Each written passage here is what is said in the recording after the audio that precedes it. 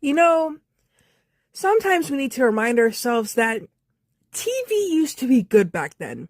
Which is, of course, a weird thing to say because movies were also good back then, to an extent. And so was TV to an extent, because sometimes some TV shows didn't really age well, and neither did some movies, but you gotta admit, some of them were memorable and taught you lessons. I'm saying all this because today's video is about a show called Parker Lewis Can't Lose. You know, that's today's video. That was strongly influenced by the movie Ferris Bueller's Day Off. Now, I titled the video the way it is because in a previous video, not a previous video, but like in a video on my channel, I talked about the TV show that Ferris Bueller had with Ami Dolenz in it, and that show sucked, which really sucks because Jennifer Aniston was in it too, not just Ami. And speaking of Ami, movie review for her movie coming soon. I know y'all want that. I have been trying. It's coming. I guess I've always wanted to talk about Parker Lewis Can't Lose. I have heard about it, and funnily enough, Parker Lewis Can't Lose was like rebranded to Parker Lewis for the third and final season of the show. I guess because it's too long just to say Parker Lewis Can't Lose, even though it kind of does sound like Ferris Bueller's Day Off. Huh. Well, now look at that. Anyways, in today's video, I'll be talking about this memorable TV show, as well as its legacy, and everything else in between. Enjoy the video.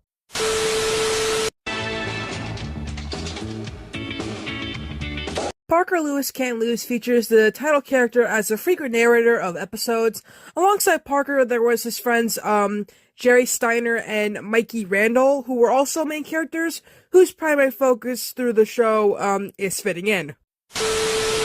The show revolves around the experiences of these three characters as they navigate the challenges of adolescence and strive for social acceptance within their high school. Their efforts are, of course, often thwarted by Parker's little sister Shelley and the school principal Grace Musso, which, yep, very reminiscent of Ferris Bueller, because, you know, Ferris' sister Jeannie was always trying to catch Ferris, and so was the principal, who I forgot what his name was because, well, I don't like him. The series also focuses on the teenage lives of its characters and has like a cartoon-like quality, even though it's a live-action show, and many episodes contain references to pop culture, politics, and celebrities. It's the 90s after all. And the surrealism was toned down in the series' final season, going so far as having Parker acknowledge this by breaking the fourth wall and canceling one of the show's transitions. Normally I don't talk about, you know, guest stars in shows, but I want to point this out. Freaking Weird Al Yankovic, Bono, freaking Robert Zemeckis. Donny Osmond is particularly not too crazy because, I don't know, but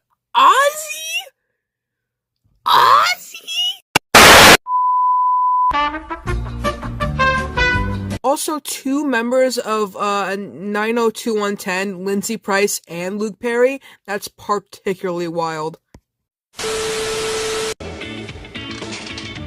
I combined these two together because they're like super short, but what you need to know is that the show was originally going to be on CBS, but then CBS rejected it, so Fox picked it up instead.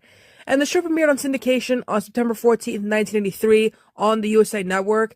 And as of 2009 February, minisodes are available on Crackle. And then in late 2015, the show is currently airing, I think, on the Family Network on Saturday mornings. I don't know if it's entirely accurate, though.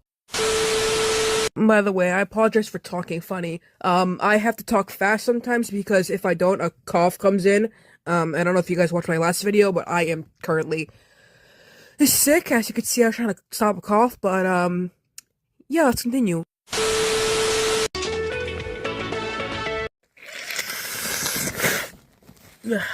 Alright.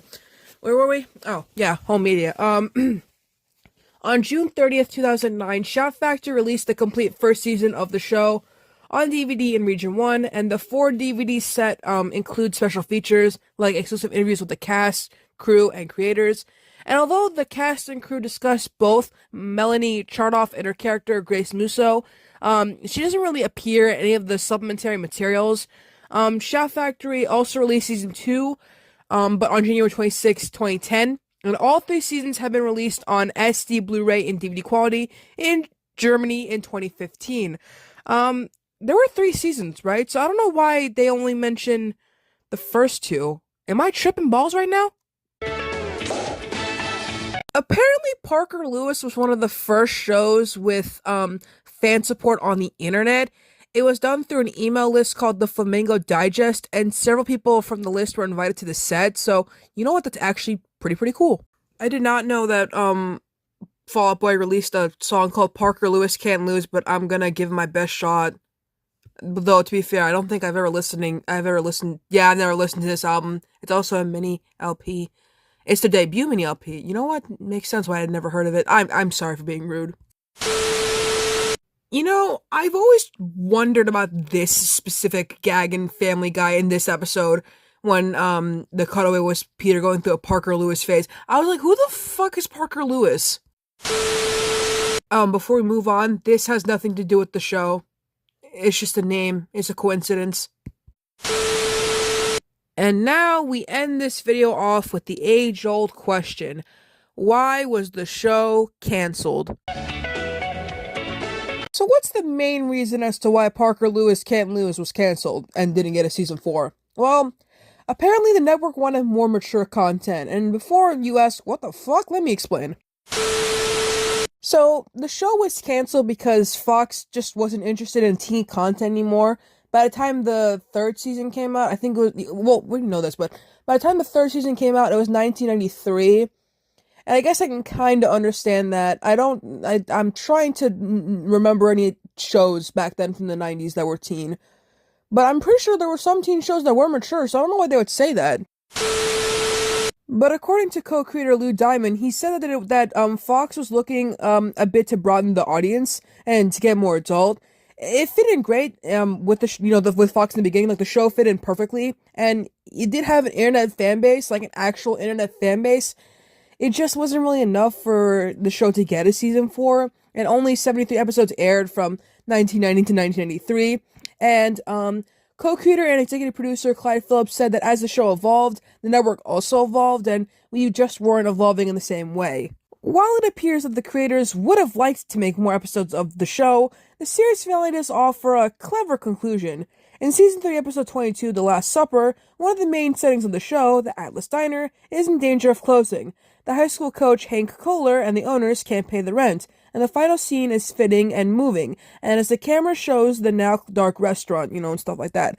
As the main characters are growing up, this storyline fits in with the show's coming-of-age themes, as saying goodbye is a harsh reality of life. While it can be tough to rewatch 90s sitcoms due to their outdated storylines and offensive messages, Parker Lewis Can't Lose is a fairly innocent show, with Parker, Jerry, and Mikey's plotlines revolving around watching a horror movie, caring about grades, and preparing for a school dance.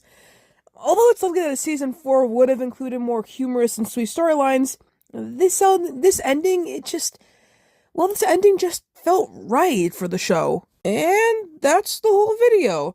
Originally I wasn't gonna make a video about Family Dog. I decided to commit. And there's nothing else I can do about it. I forgot that, I just gotta commit to these things.